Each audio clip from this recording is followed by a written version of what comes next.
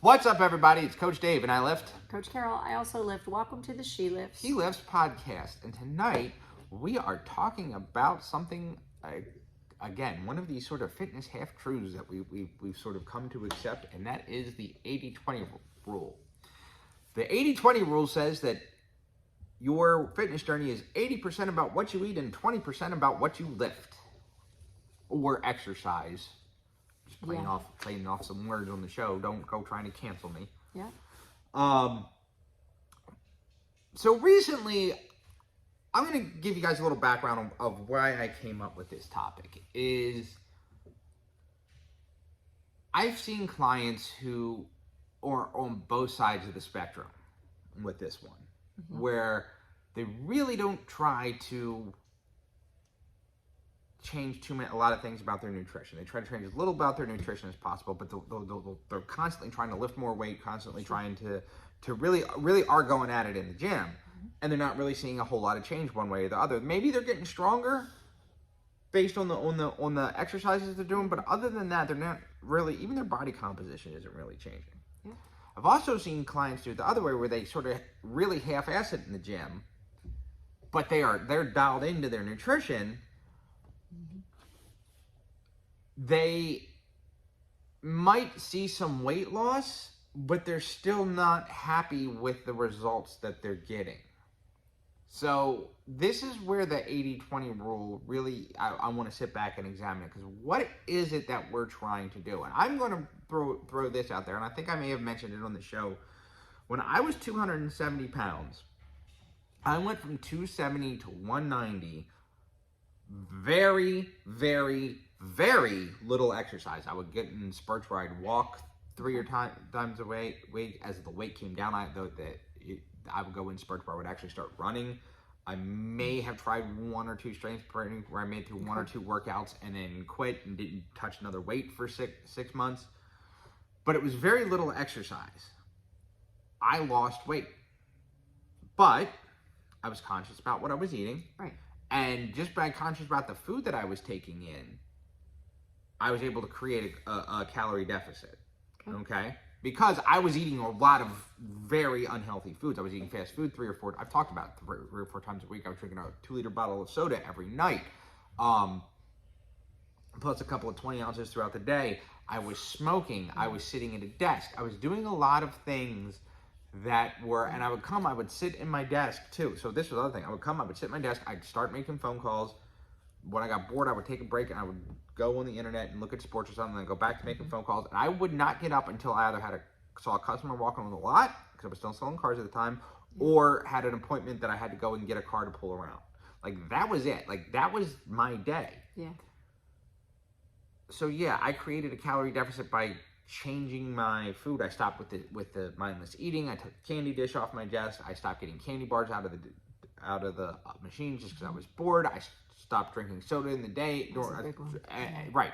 I mean, that alone just cut 1,000 calories. If I'm drinking a 2-liter bottle from 9 o'clock to, let's say, midnight when I was going to bed, that's almost 1,000 calories. It's amazing what things calorically add up, like coffee creamer, soda, stuff like that. You just don't think. No. No, and especially liquid calories, I think. Yeah. But most people aren't that far out of the whack. So I'm talking about people who are actually in the gym trying to make a conscious effort to change. Again, this sort of 80-20 rule. I will say this: if I had stayed on that diet, nutrition, whatever word you want to use for it, that I was on when I was a carb-based, and tried to come in here and lift weights, I may have seen a little bit of change just from the activity. Hell, just walking to and from the gym probably would have been an uptick in my activity. Yeah. But I might have seen a little bit of change, but that change would have bottomed out really fast. Conversely, so am I proving the 80-20 rule there? I don't know, because I'm guilty of saying that, and I'm guilty of telling people, and so we like to talk about our personal experience because it makes it real and relatable.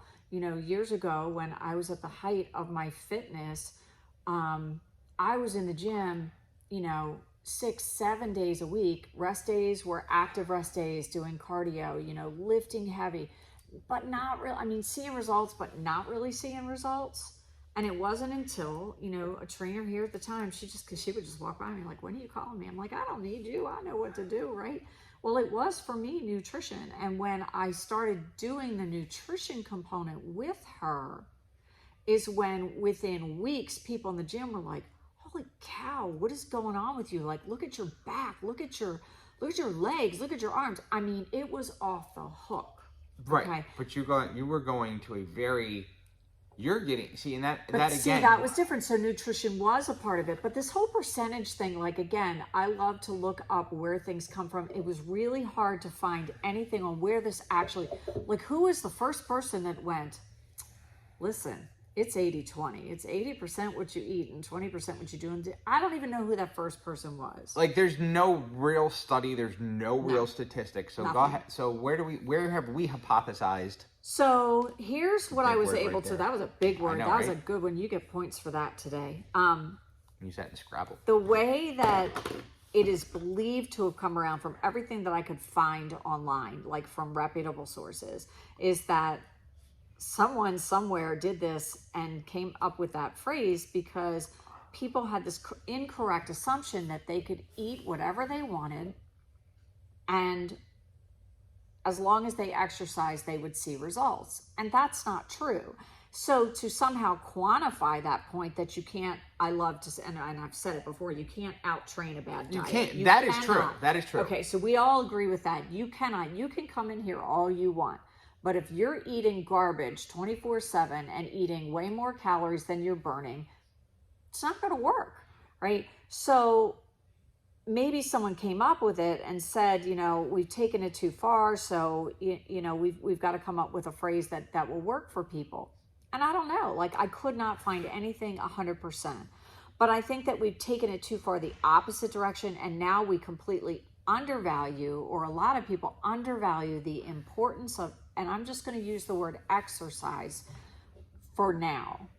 But I do believe that it is strength training specifically, not endless cardio as exercise, that makes the difference. So, and when it comes to specifically losing weight, again, general term, diet does actually produce a greater weight loss than exercise alone. However, if we just measure the amount of weight, what aren't we measuring? We don't look at the amount of fat or muscle that you're losing. How do you know? You get on Cameron's InBody. That's how you know, right? So again, you know, the scale's a liar. We've gone through all this stuff before, and they all tie in together. But resistance training is going to help you build muscle, which boosts your metabolism, period, right? So that to me is important. And restricting dietary intake can help you lose weight, but you're likely to lose muscle as well. I'm also going to say this. I really think, so this, and also the percentage changes depending on where you are.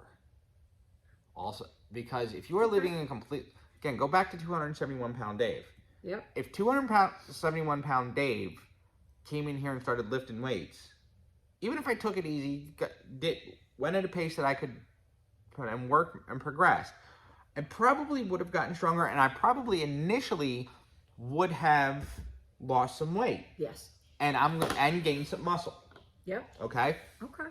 However, like I said, that would have gone at some point, it would have stopped, because two things are going to happen. First of all, obviously, the nutrition that I'm taking, again, my proteins, my fats, my carbohydrates, and I'm just eating whatever I want, are not going to sustain any further muscle growth. Secondly, because I'm not conscious of what I'm eating, if I'm building muscle, I'm just going to start eating more because I'm going to be more hungry. You're going to get hungry. Because I'm going to, my BMR is going to go up. So I'm going to eat more junk and slow my system down. I will also say this, and I've done this before. I have absolutely 100% done this before, where I've had a meeting where they ordered pizza, or I ate, or I had a pot, like around Thanksgiving time, I had a potluck before my workout. My workout feels like garbage when I eat crappy and then wait a couple hours and then go work out. Okay? Yeah. So it's one of the reasons I have not had a quote unquote cheap breakfast in forever.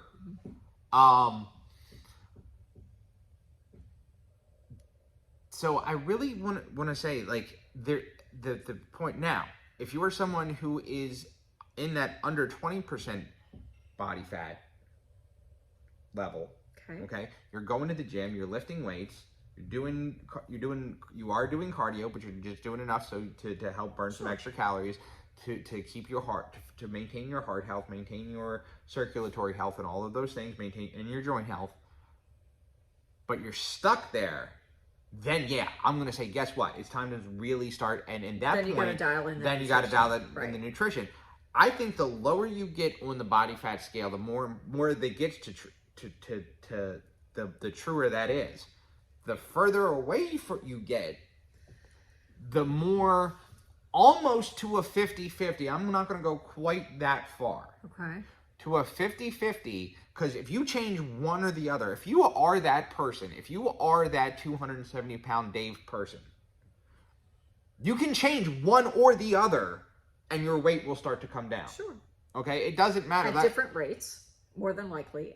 Well, depending, that might even be... What exercise? Depending on what exercise you're doing. Yes, because and I'm going to say this, I've had clients where I wasn't even going to put them on a machine at first. Okay. Because their mobility. All I want them to do is move. I'll tell you what. I just posted both on my Rockstar Fitness page. I posted it on our page, and I posted it on our YouTube channel. Miss Ginger, who was one of the first clients who came to us from this podcast, okay?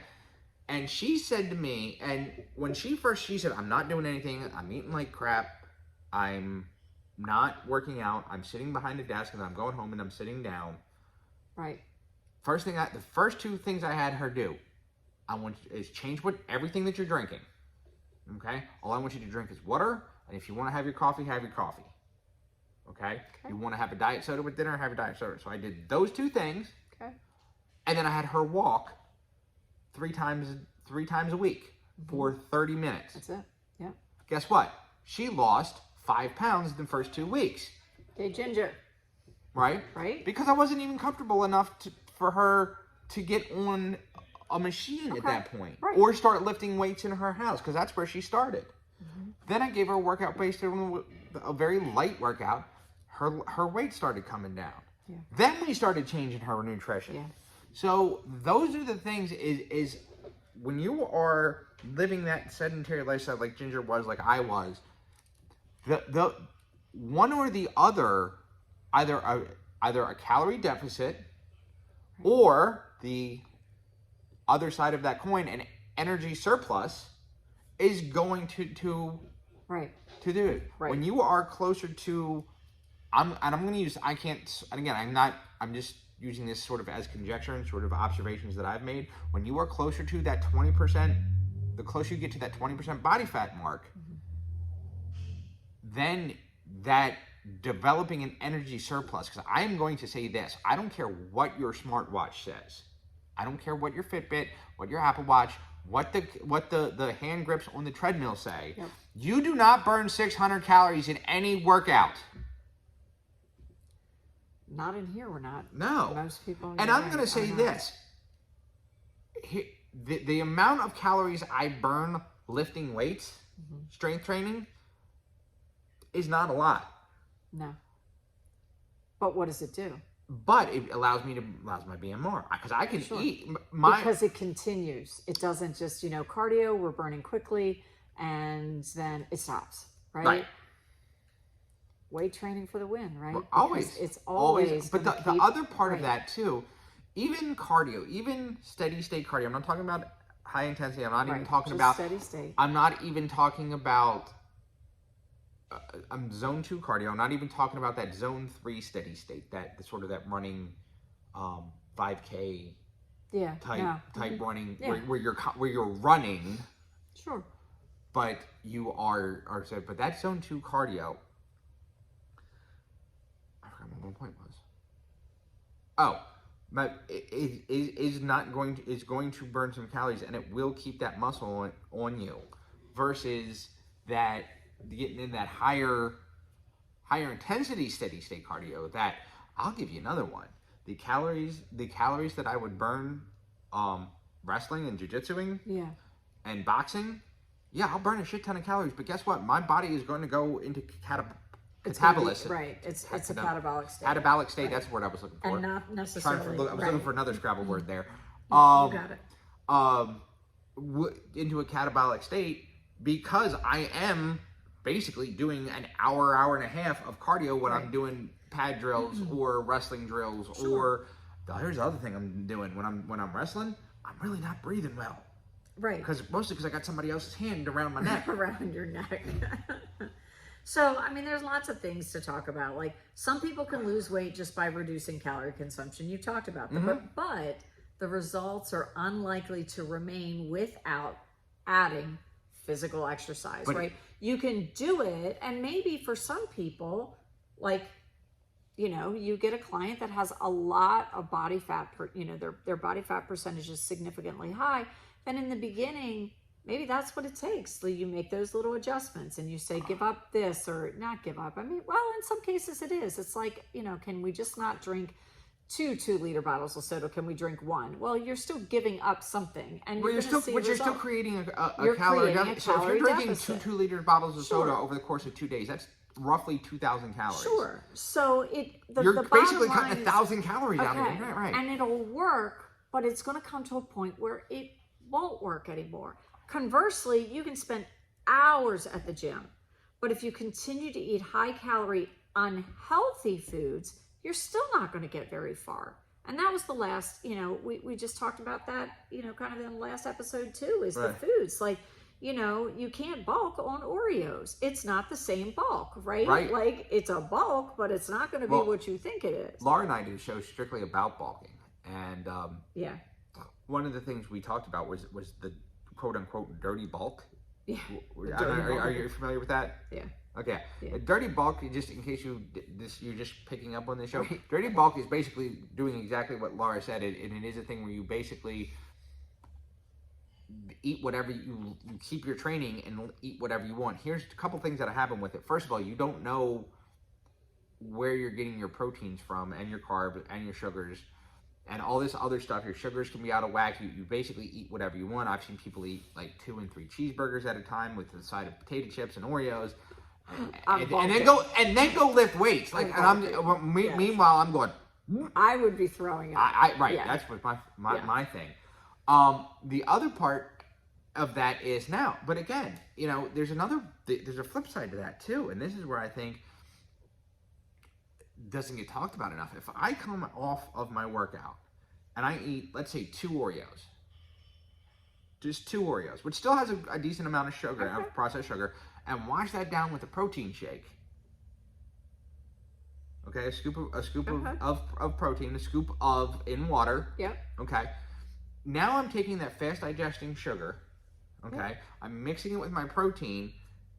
Yeah, I'm spiking my absorptions rate. I'm spiking everything, but I'm absorbing more protein faster. You are. Okay. And I'm not saying do that all the time.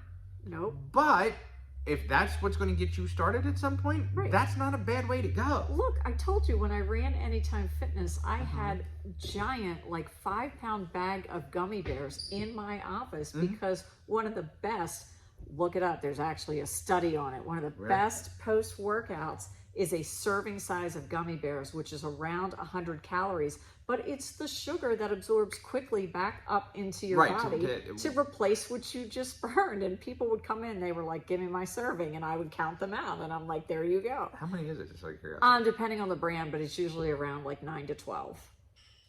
9 to 12 gummy bears.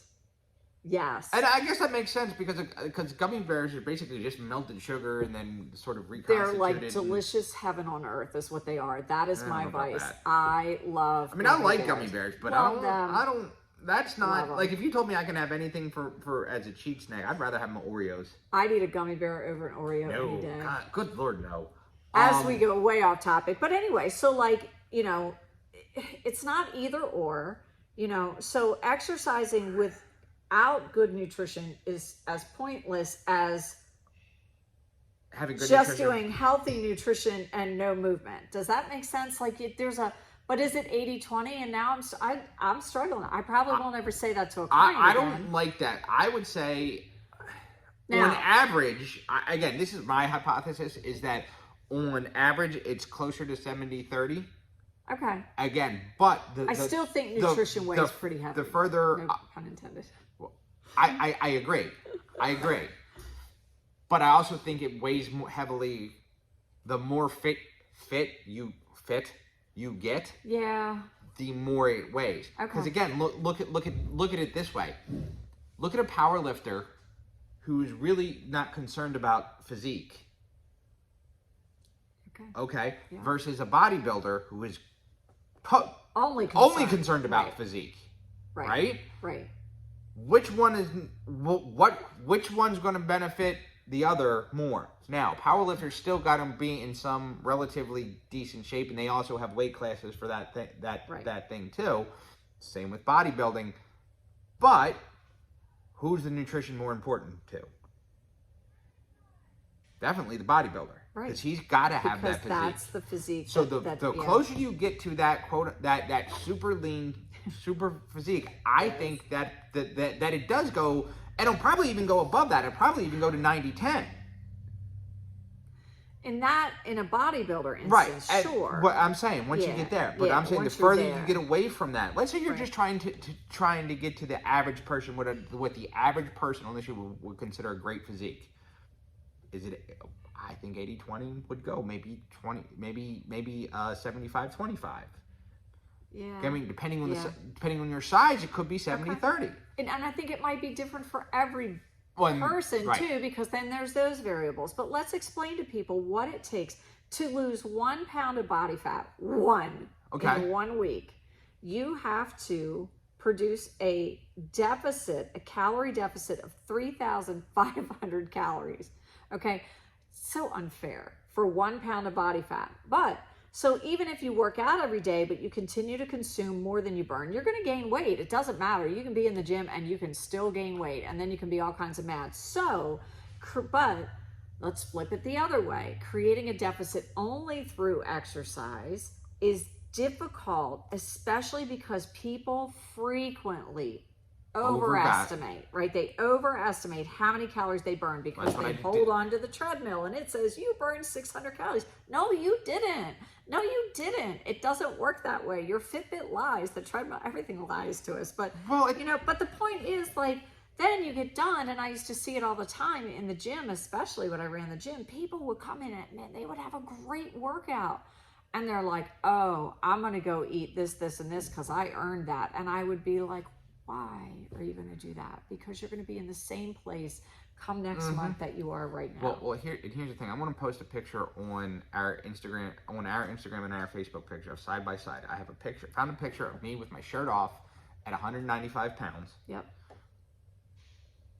We're still going to say somewhere around 2013 or so. Okay. Shirt off, no exercise, virtually no exercise. Okay.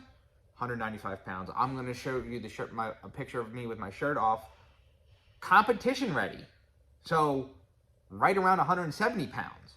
I actually look bigger in the competition ready picture. Okay. Especially my body, my face not so much, but the rest of my body. My body in the 195 picture which is got me to a certain point. And again, this is where I say that the more fit you get, the more that 80-20 rule does come into play. Because my nutrition, really, from the nutrition that got me from 195, or from 270 to 195, is really not that different from the nutrition that got me, from 195 to walking around a weight of 185. Yeah, it was the resistance training that got me there. Yeah. But at the end of the day, I can eat more quote unquote junk food or cheat meals or refeed meals or whatever word you want to use to call it. I can eat more of that and maintain this physique now because I have the muscle. Right. So instead of depriving yourself 500 calories a day, which is what it takes. You have to have a deficit to lose that 1 pound. 500 calories a day.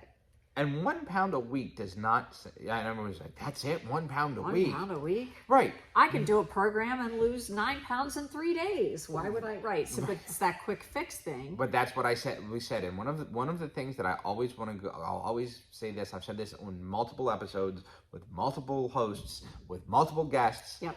I said, if I could tell you could have the results quickly, and maybe you're going to gain it back, or it's going to be a little slower and you're going to have it forever, which would you pick? I mean, I want to keep it forever, Exactly. which is why it's a journey. So instead of depriving yourself of 500 calories a day through quote unquote diet, you want to aim for maybe a 250 calorie deficit in your nutrition. I hate the word diet.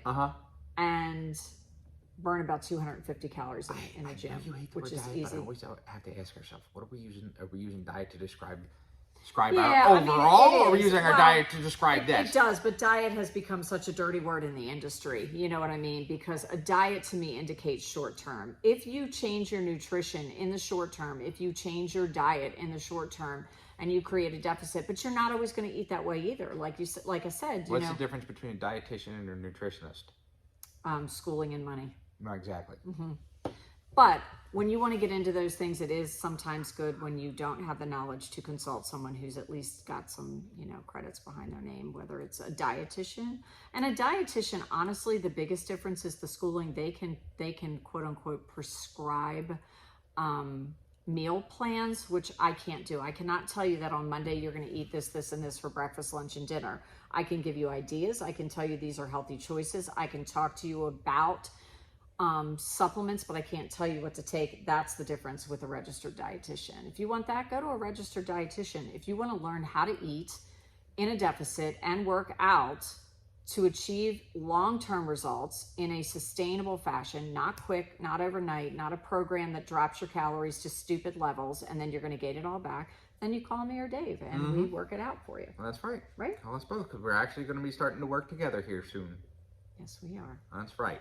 So, ladies and gentlemen, that is all we have for this week. Whether it's 80-20, 90-10, 50-50, whatever it is, the idea is to eat right and exercise, because that is going to increase your quality and longevity of your life, because it is not all about the number on the scale. We've talked about that. And if you don't believe me, speaking of which, I linked a short here on our video of me on weigh-in day for my last jiu-jitsu competition, where I woke up in the morning at 167 pounds. At midday, I was at 160, and by the time I went to bed that night, I was 168 pounds. I was a half a pound heavier when I went to bed than when I woke up this morning, and I dipped as low as 160, all by manipulating my water. So don't tell me the scale doesn't lie. Lies. How do you feel? Are you healthy? Are you happy with yourself? And it doesn't matter what your physique looks like. Are you happy with yourself inside? And that is the goal that we look here at She Lifts, He Lifts, at Rockstar Fitness, and at Love Yourself Health Coaching. So until next week, gentlemen,